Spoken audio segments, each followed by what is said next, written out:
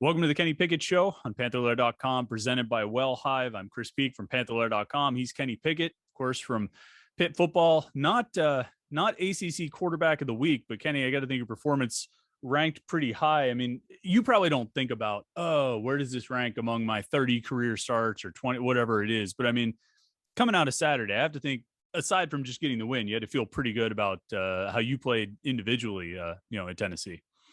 Yeah, I felt good about it. I think a quarterback's performance really ties in with everybody on the whole offense.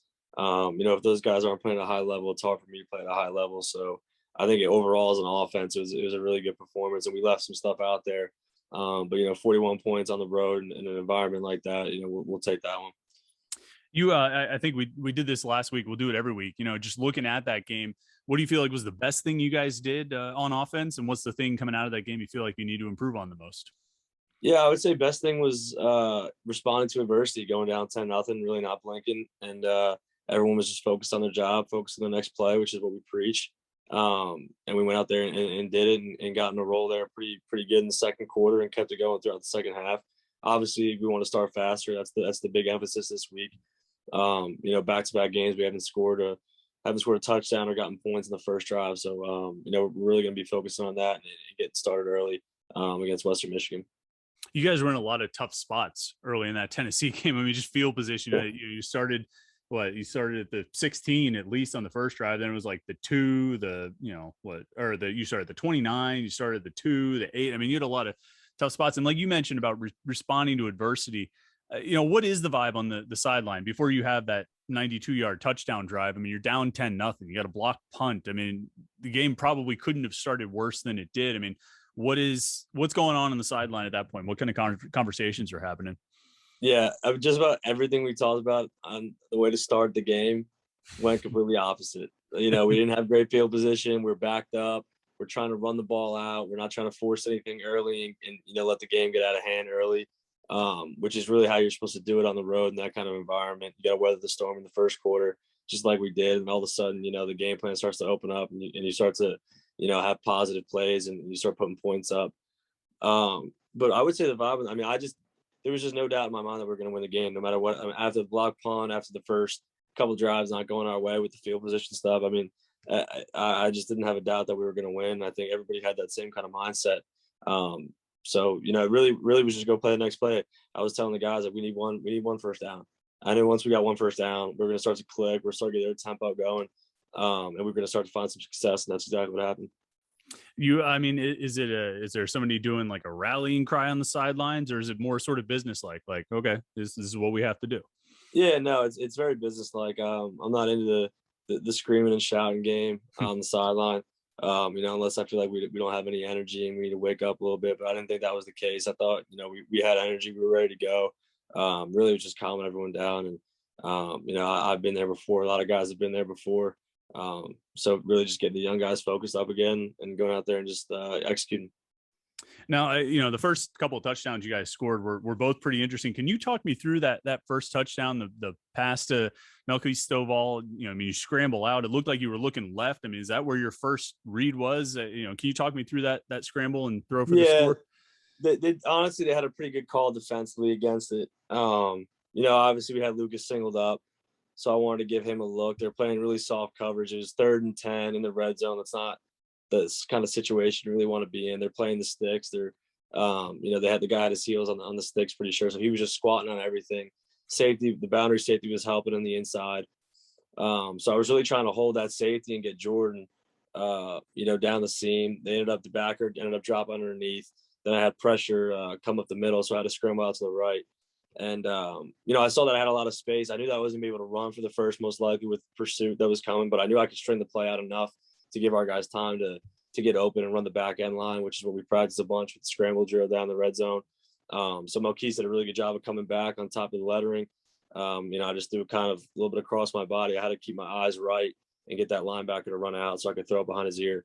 But really good play by Melquise competing on the ball. And that was kind of the play that got us going, I think, to got us some confidence and just sprung us like I knew it would.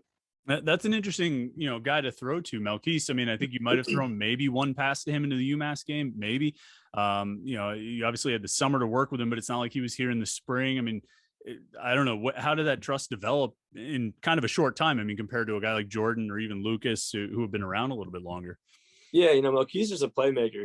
He's a veteran guy. He knows how to get open. Right now the big thing with Melquise is just getting the offense down. He didn't, coming in late, and he was coming off of an injury, and he's trying his best to pick up the offense, and it's hard not getting live reps and throughout the whole entire summer session. So, he was a little bit behind during camp, but now he's getting caught up, and he's going to continue to get more and more playing time, and we'll get him, more involved in the offense.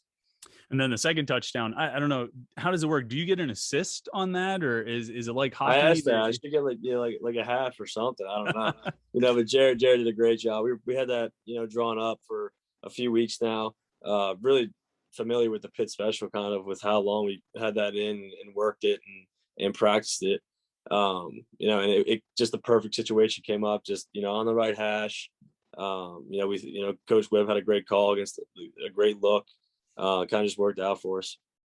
So it's not a like Josh Heupel thing. You guys just save your trick plays for games against his team. I know. It just kind of worked out that way. But yeah, it's got him twice. Did that one have a name like Pitt Special? No, but it's called Jared Pass. So maybe they got to put some. Maybe for this new NIL deal, Jared could get some shirts called Jared Pass. That'd be a pretty good deal for him. I always wonder, how tough is it to sort of, just for all 11 guys on offense to sort of keep your composure in a situation like that. You break the huddle, you're going up to the line of scrimmage. Everybody knows some wacky stuff is about to happen. You know what I mean? Whether it's a special play or it's this, but everybody has to act like it's just a normal play. You know what I mean? You're just throwing a screen to Jared. How is that? I mean, I guess it's just from repping it in practice that you're able to sort of make it look like a normal snap. Yeah. Well, the thing with the trick play is if you get a look that's not great, odds are that it's going to go way down. And I think we came up to the line of scrimmage, and I really did not love the look at first. They had the corner walked up, or they had a backer. I forget. I got to look at it again. But there was two guys, and they were walked up a little too tight. So I'm thinking Shockey's going to get the first guy. The second guy's going to smoke Jared, and we're going to get like a loss of 5 here. So I kind of wait a second. I look to the sideline, and I look at Whip, and he's not doing anything. So I'm like, all right, we're going to let it roll. And I look, and then he's starting to back up. So he must have saw him going back. And I was like, oh, this is perfect. So I just called it right away, threw it out there. Jared threw a great ball to Lucas. That's one of those play calls where if you get the right defense, you look like geniuses. You know what I mean? Right. And if they blow it up, like a bad flea flicker or something like that, it's like, why would you call as a coordinator, it takes a lot of guts to call those things. I have all the faith. We all have all the faith in the world with Coach Whip and his play calls. He's been doing it for a long time, and he's 2 for 2 right now, and he's got a really good feel for it. How big do you think that game was on Saturday for Taysier? 4 catches for 100 yards. I mean, not that he was bad against UMass, but he didn't really make that big of an impact. He looked like the Taysier we've seen at different points over the last 3 or 4 years. How big do you think it was for him to really get that game under his belt? Yeah, that was really big. I mean, Taysier's a guy we all know that I've been throwing the ball to for some time now. Have all the trust in the world in him. And, he had a good game versus UMass, but, he's a competitor. He wants to do better. And, he came out this week really ready to go and, made big time plays for us. So I think he's just going to continue to get momentum along with all the other guys in that receiver room. Looking ahead this week, you guys have Western Michigan coming to Heinz Field. A couple of those defensive backs. They used to wear same uniform as you. Anything jump out about the Broncos defense from what you've seen so far? Yeah, well, obviously, have ACC caliber players in the back end. 2 guys that, were my former teammates, played a lot of ball together. And, I know that they're really, really good players. Bryson Gardner had, that pick against Youngstown, I think, in the overtime when I was a freshman. Theron Coleman had a pick against Syracuse in overtime. So 2 overtime wins. Thanks to those guys. I know those guys make a lot of plays. And, I can tell that they improve watching film against them. So it's going to be another, tough task for the secondary. I think they have some good rushers up front. Their linebackers run well. So, we'll have our work cut out for us again. All right. We always go to the questions from the fans on Panther-Lair.com, see what they want to ask you. And I had to solicit some new questions. So a lot of people were curious about that Tennessee game. We'll start with Ganak says, how did the Tennessee environment compare to some of the games, you places you played, Virginia Tech and Penn State? And how did the Pitt contingent compare from the stands and certainly from the TV? It seemed like the loudest Pitt fans in an away stadium, maybe in a long time. What'd you think of the environment there? Yeah, I thought, we were talking with the guys. I thought it was an awesome environment. One of my favorites. It's up there with the Penn State and the Virginia Tech. I think they're all in the same kind of category. It's like the elite, the elite of the elite really in college football in terms of atmosphere. But I was really impressed with our crowd that traveled. I know we had that one section that was kind of lower. We had the section up top, and then I saw just blue shirts sprinkled throughout. So it was awesome to see. And there was that video that got posted today, that touchdown to Melquise, and I played with the volume on. All you hear is the only thing I really noticed was the roar of the crowd. Being on the road in an SEC school, and that was really awesome, really cool to hear and to see. So I really appreciate the fan base traveling out. Yeah, you could definitely you could pick them up on TV for sure. They were real loud. Smenges asks, was that the biggest or best D line you've faced? I mean, how would Tennessee's D line compare to some of the? I mean, you've seen some pretty good defensive lines over the past few years. How would Tennessee compare? Yeah, no, they're right up there with the top, probably top 5. I mean, those two guys in the middle were really tough to run the ball against. I really wanted to make sure I got the ball out quick and it was efficient. With how we threw it 36 times and with our tempo and stuff, that's how we like to play and tire those guys out. So it really prevents them from being able to pin their ears back and pass rush. So that was kind of, a goal I had early was to get the ball out, move the chains, get first downs, tire them out, and then we could start taking our shots on the field, which kind of opened up for us. Mm-hmm. Panther Parrot Head asks, I saw Kenny talking to a few Tennessee players between plays on the way to the huddle. Would you care to share the content of some of those exchanges within the bounds of taste? Of course, was it a little smack talk, a little bit trash talking going on out there? Yeah, I mean that's always going on. And I was former 7-on-7 teammate with number 10, Juju. So we go way back to sophomore year of high school. We went to high school about 20 minutes from each other. So there was some fun trash talk going on there. But it was just it's all competitive juices going in the game, and it really happens every game. Nothing out of the ordinary. All right. NMAC412 says, what do you do as a team to cut out mental errors? Is it one thing you have to say to have to stop making, or he says it's one thing to say that you have to stop making them, but what physical action is there to actually kind of make that happen? How can you cut out some of those things? Yeah, it's sideline adjustments. If there's looks that guys haven't seen, things that we haven't seen in practice, if you're not a veteran guy, kind of that's where, if you've played a lot of football, you can kind of pick things up on the fly and go. But if you're a younger guy and you haven't seen this at this level, at this speed, especially, sometimes it's hard to adjust. So when we go to the sideline, guys will tell the coaches what they see, draw it up, and then we'll get it corrected and fixed and move on. Next question. It's actually I put two questions together because I think they're kind of talking about the same thing. Dust26 says, your poise and confidence in the pocket looks to have greatly improved from previous seasons. Outside of really good pass protection in the first 2 games, what do you feel has contributed to this improvement? And then kind of Deep Ellen Blues asks something similar. It says, do you feel more confident going through your progressions with a good rhythm and looking your guys open? It looks like it. I guess putting those questions together, I mean, do you feel like you're playing some of your best ball, so far this season, kind of compared to previous years? Do you feel like the game has slowed down a little bit, or, what do you kind of put that on?